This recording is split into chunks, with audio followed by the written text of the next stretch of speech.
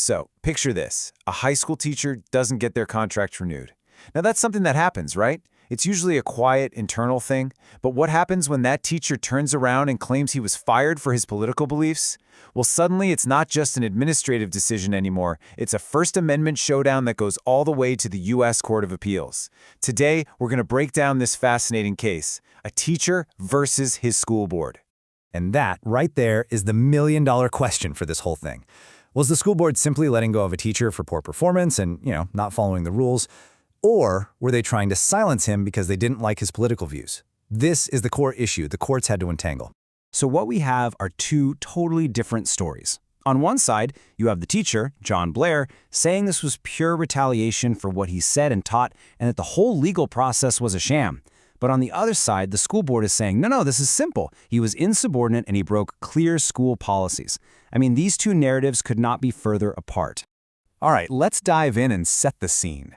Our story is centered on John Blair, who was a high school teacher down in the Robstown Independent School District in Texas. And we're going back to the early 1970s to look at the chain of events that led to his contract not being renewed. Now, you've really got to pay attention to this timeline because it shows this whole thing didn't just pop up out of nowhere. Back in 1970, the superintendent, a guy named Corder, tried to get rid of Blair, but the school board at the time actually said no. Fast forward 2 years, the superintendent tries again. So what changed? The school board. It's a brand new board full of members who are on his side, and this time the vote goes his way. And that brings us to Blair's first big legal argument, retaliation. He basically said that the official reasons they gave for firing him, just a cover story. The real reason, he claimed, was that they were punishing him for exercising his right to free speech. So what evidence did he bring to the table? Well, Blair pointed to a few key things. He said Superintendent Corder just didn't like his pro-labor teaching style. He also pointed out that he'd been in Corder's bad books ever since he publicly criticized him a few years earlier. He even had evidence that a board member had called him a troublemaker. And maybe the most explosive piece of evidence, during his hearing, he was flat out asked if he was a communist. But here's where his argument really hit a snag. The Court of Appeals looked at all that and said his evidence of a political motive from the board members, the people who actually made the final decision, was, and I quote, weak. This is a huge distinction, right? Even if the superintendent had it out for Blair, that didn't automatically prove that the board's vote was illegal. Okay, so if the whole retaliation argument wasn't landing with the court, what did they look at? Let's flip over to the school district's official case. They were smart about this. They didn't come in with vague complaints about his attitude. Nope. They built their entire case on two very specific charges of insubordination.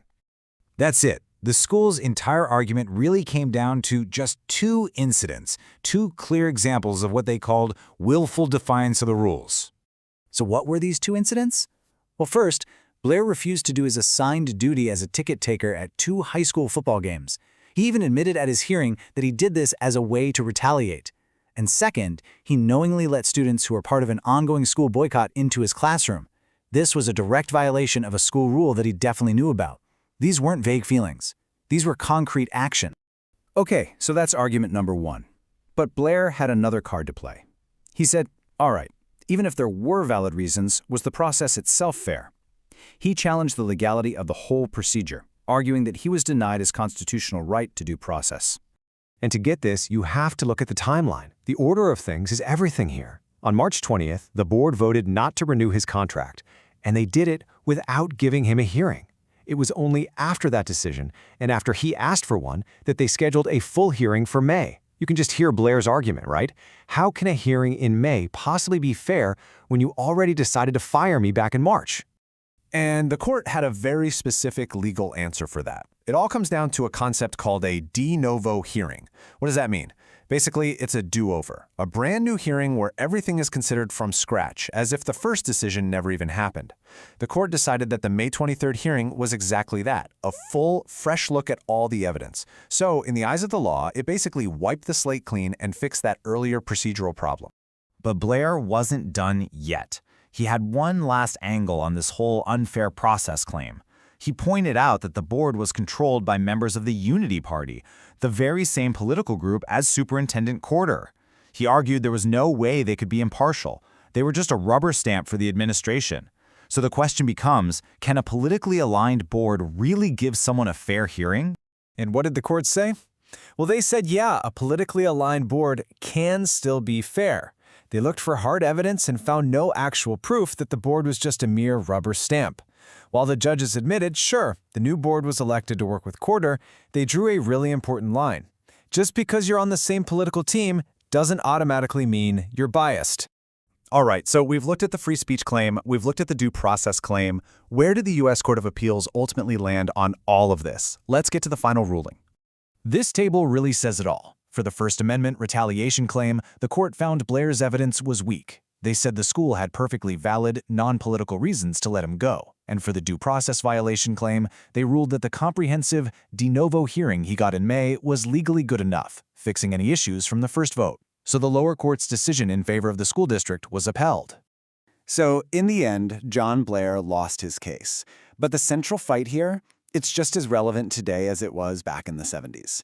How do we as a society balance a school's very real need for order and discipline with a teacher's fundamental right to speak their mind? This case gives us one legal answer, but it's a tough question we are all still wrestling with. Where do you think that line should be drawn?